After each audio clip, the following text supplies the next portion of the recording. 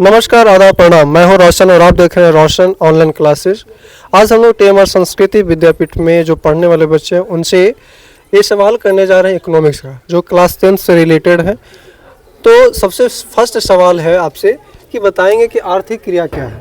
वे सारी क्रियाएं जिससे हमें आय प्राप्त होती है उसे आर्थिक क्रिया कहते हैं। अब ये आय क्या होता है? आय जिससे हम पैसा कमाते हैं उसे आय कहते हैं। कोई भी काम जो करते हैं उस काम के बदले हमें जो पारिश्रमिक मिलता है ना, जो मजदूरी मिलता है, वही हमें क्या है? आय है। जैसे कि अगर कोई बच्चा पढ़ता है तो पढ़ने वाले जो पढ़ाने वाले टीचर होते हैं उनसे कुछ न कुछ पैसे भी लेते हैं, है ना। कुछ भी करते हैं तो उसमें कुछ न कुछ हमें पैसे मिलते हैं, वो हमारी क्या है? आय है। क्लियर है? चलिए, तो ये थी आर्थिक क्रिया। अब नेक्स्ट आपसे सवाल है कि जो क्षेत्र है, आगे चल के अर्थव्यवस्था बांटी गई है। अर्थव्यवस्था में कुल कितने क्षेत्र हैं? भारतीय अर्थव्यवस्था में कुल कितने क्षेत्र हैं? 3 क्षेत्र। कौन कौन सा? प्राथमिक क्षेत्र, द्वितीय क्षेत्र, तृतीय क्षेत्र। जी, तो भारतीय अर्थव्यवस्था को मुख्य रूप से 3 भागों में बांटा गया, प्राथमिक क्षेत्र, द्वितीय क्षेत्र और तृतीय क्षेत्र। तो क्या आप इसके बारे में बता सकते हैं कि प्राथमिक क्षेत्र क्या होता है? प्राथमिक क्षेत्र को कृषि क्षेत्र भी कहा जाता है। इसके अंतर्गत पशुपालन, मछली पालन, जंगलों से वस्तु को प्राप्त करना, इससे आय प्राप्त। गुड। प्राथमिक क्षेत्र के अंतर्गत आते हैं कृषि, जिसको हम कृषि क्षेत्र कहते हैं। इसके अंदर पशुपालन, मछली पालन, मत्स्य पालन, है ना, ये सारी चीज़ें जो आती है वो प्राथमिक क्षेत्र के अंतर्गत आते हैं। अब सेकंड आपके साथ आ रही है कि द्वितीय क्षेत्र क्या होता है? द्वितीय क्षेत्र को औद्योगिक क्षेत्र भी कहा जाता है। इसके अंतर्गत खनिज निर्माण कार्य, जन उपयोगी सेवाएं जैसे गैस और बिजली का उत्पादन। गुड।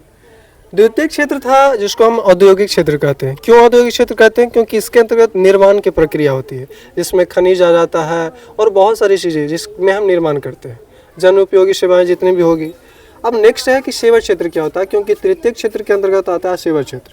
तो आप बताएंगे कि तृतीय क्षेत्र क्या है? तृतीय क्षेत्र को सेवा क्षेत्र भी कहा जाता है। इसके अंतर्गत बीम, परिवहन आदि आते हैं और इसमें वे कभी भी जवाब देने के समय घबराना नहीं है, क्योंकि घबराने के बाद हमारी सेंस ऑर्गन काम करना बंद कर देगा कि हम क्या सवाल जवाब दें। अरे जो हमसे पूछा गया पहले उस पर सोचेंगे कि हाँ, अगर हमको नहीं पता है तो 2 मिनट रुक जाइए, बताएंगे, ऐसे करेंगे, ठीक है। लेकिन बताना है। अधिकतर चीज़ें घबराहट के कारण दबड़ खत्म कहानी, है ना। तो तृतीय क्षेत्र क्या है? तृतीय क्षेत्र को सेवा क्षेत्र भी कहा जाता है। इसके अंतर्गत ये बीम, परिवहन आदि, बीमा, परिवहन, बैंक आदि व्यापार आते हैं। इसके मतलब प्राथमिक क्षेत्र को कहा जाता है। प्राथमिक क्षेत्र और द्वितीय क्षेत्र। ठीक है। सेवा क्षेत्र का प्रयोग तब कर सकते हैं हम जब उसमें प्राथमिक क्षेत्र और द्वितीय क्षेत्र दोनों इन्वॉल्व हो, ठीक है। अधिकतर चीज़ें ये होती है कि जब बच्चे से सवाल किया जाए तो बच्चा कैमरा देखकर ही डर जाता है। तो ये प्रक्रिया इसलिए आपके साथ की जा रही है ताकि आप अपने अंदर के डर को ख़त्म कर सकें। अभी ये नहीं जवाब देना कि केवल किताबी दुनिया में हम अपने कॉपी तर ही निर्भर रह जाए, एग्ज़ाम दे बस उसी तक सीमित रह जाए।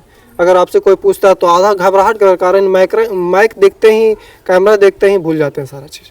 तो ये सिलसिला अब आपके पास इसलिए आ रही है ताकि आप कैमरा फेसिंग सीख सकें, लोगों से बोलचाल, आमने सामने आंख मिलाकर बात करने के लिए रेडी हो सके।